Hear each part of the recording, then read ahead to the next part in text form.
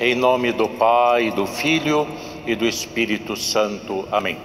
Eminência reverendíssima, irmãos no santo sacerdócio e irmãos em nosso Senhor Jesus Cristo. Primeiramente queremos chamar a atenção de todos para os avisos que estão no encarte do folheto deste domingo. O primeiro deles é exatamente dos dois últimos ofícios das grandes completas, a solene oração da noite que nós fazemos nas terças e quintas-feiras durante as semanas da Quaresma. Então ainda teremos os dois últimos, próxima terça, próxima quinta-feira, às 7 horas aqui na nossa catedral. E depois nós temos o programa da Semana Santa aqui na catedral, que vai começar um dia antes, na verdade, antes da própria Semana Santa, no sábado, que nós chamamos Sábado de Lázaro, sábado que antecede a entrada triunfal de Jesus Cristo em Jerusalém, domingo de Ramos. No sábado, então, próximo sábado, dia 16 de abril, às 9 da manhã, nós teremos aqui a celebração da Divina Liturgia Santa Missa do Sábado de Lázaro, presidida pelo nosso arcebispo, com uma ordenação sacerdotal. Um diácono da nossa comunidade de Goiânia receberá o santo sacerdócio pela imposição das mãos do nosso arcebispo nessa missa. Todos estão convidados. E depois temos a programação da Semana Santa como de costume, começando com o dia 17, domingo, o domingo de Ramos, com as cerimônias do ofício do esposo, segunda e terça, santos óleos na quarta, ofício dos evangelhos da paixão na quinta noite, mas antes a missa Divina Liturgia de São Basílio pela manhã, exéquias de Cristo, Rágime no sábado e a missa da Páscoa da Santa Ressurreição no domingo. Todos estão convidados, são momentos especiais para a nossa fé, nos lembrando os sofrimentos do nosso Salvador por nós, tudo o que eles nos significam e para a Igreja, e coroando todo esse ciclo com a Santa Ressurreição de nosso Senhor Jesus Cristo. E neste quinto e último domingo da Quaresma, em que nós nos lembramos da grande penitente que foi Santa Maria do Egito, o Evangelho nos fala de quando Jesus estava já indo para Jerusalém, para a sua última semana de vida lá, seus últimos dias de vida. Ele estava caminhando para Jerusalém, faria a sua entrada triunfal, celebraria a última ceia com os discípulos, seria entregue pela vida e salvação do mundo para morrer na cruz e ressuscitar glorioso ao terceiro dia. E caminhando com os seus discípulos nessa marcha para Jerusalém, para lá cumprir todo o desígnio divino para a nossa salvação, o Senhor anunciou isto aos seus discípulos, para que eles soubessem o que o aguardava e de certa forma a eles também.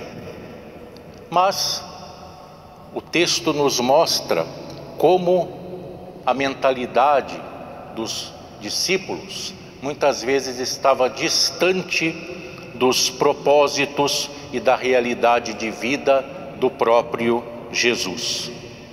Porque dois deles, Tiago e João, do grupo dos 12 apóstolos, entendendo que ele iria a Jerusalém e que lá ele deveria ser coroado rei, ou seja, estavam presos ainda à expectativa messiânica do povo judeu, de que o Messias seria um rei temporal, que os libertaria do jugo romano e os lideraria.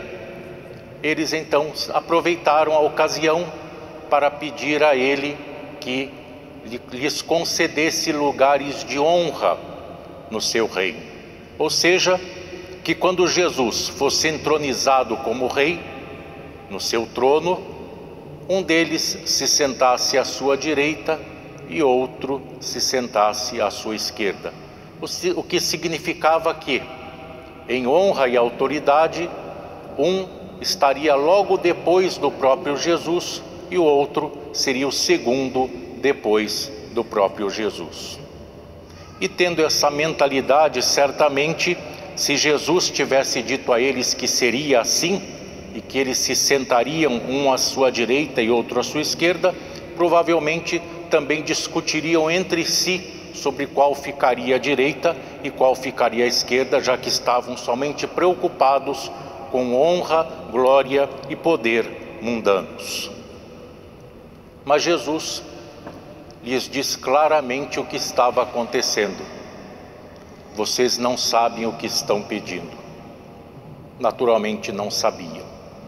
E Jesus então lhes mostra o caminho que ele iria percorrer até ser glorificado na ressurreição. Ele fala do cálice que ele iria beber e do batismo que ele iria receber. O cálice amargo da paixão e o batismo de sangue na cruz. E perguntou se eles poderiam receber o mesmo batismo e participar do mesmo cálice. E eles dizem que sim. E Jesus então atende ao seu pedido, porque nós sabemos que ambos, assim como os outros apóstolos e tantos outros santos, sofreram muito por causa de Jesus, pela pregação do Evangelho, e alguns selaram o seu testemunho derramando o seu próprio sangue. E aliás, o primeiro deles a morrer foi exatamente Tiago, um dos dois que fizeram esse pedido. O próprio livro dos Atos dos Apóstolos nos conta que ele foi martirizado. Em seguida seria São Pedro, mas o anjo do Senhor o libertou da prisão, como nós lemos no livro dos Atos dos Apóstolos. E Jesus está ensinando então aos seus discípulos que a comunidade cristã, que a igreja que ele estava iniciando, não deveria se moldar segundo os poderes temporais, os poderes mundanos, os reinos e reis que eles conheciam. E ele usou duas expressões para falar dos governos mundanos. Ele falou em domínio, falou em opressão e em tirania. Os grandes oprimem e tiranizam os povos, porque essa era realmente a experiência dos súditos dos tantos reis e reinos, como eles viam com a dominação romana, especialmente sobre tantos outros povos. Por isso, Jesus estava dizendo a eles que entre eles não deveria ser assim. Por que ele dizia isso? Porque o exemplo que ele dava a eles era o dele próprio, Senhor dos senhores e Rei dos reis, que resolveu, por amor, se submeter à vontade do Pai, se humilhar tomando a forma humana, descendo da glória paterna e dando a própria vida.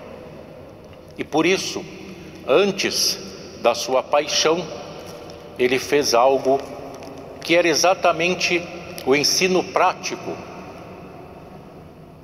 dessa grande virtude da humildade e do serviço para os apóstolos, para todos os seus discípulos. O evangelista São João não narra no seu evangelho os detalhes da última ceia como os outros 3 evangelistas fizeram, mas ele conta algo que os outros não contam.